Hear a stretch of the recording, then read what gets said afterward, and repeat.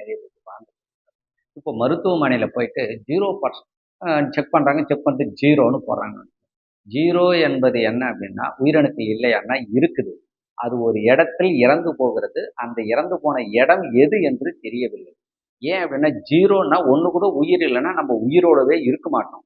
அப்போ உயிர் இருக்கு. ஆனா அது எந்த இடத்துல இறந்தது அப்படின்னா, விதைப்பையிலிருந்து உயிர்கள் வந்து ஆண் தான் முதல்ல கரு சுமக்க 98 நாள் சுமப்பாப்புல. விதைப்பையிலிருந்து வந்து விந்தில் கலக்கும்போது விந்து சூடாக இருந்தால் அந்த சூட்டில் இறந்துவிடும். அவங்க விதைப்பையிலிருந்து உயிரை எடுக்கல.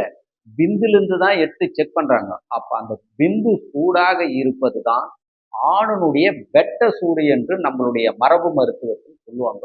நம்ம தாத்தா பாட்டிலாம் சொல்லுவாங்க. வெட்ட சூடுப்பா அவனுக்கு வந்து அப்படின்னு சொல்லுவாங்க. அதனால தான் எண்ணெய் தேய்ச்சு குளிக்கிறது. அடுத்து வந்து அது ஏன் சூடாகுது? அது ஏன் அதில் வந்து அது இறந்துடுது. இறந்த பிறகு அத எடுத்து நம்ம செக் பண்ணா 0ன்னு தானே காட்டும். ஆனா விதைப்பையில் உயிரோட தான் இருக்கிறது. இந்த இத வந்து இந்த சேனல்ல கன்டினியூவா நீங்க பார்த்துன்னு வாங்க.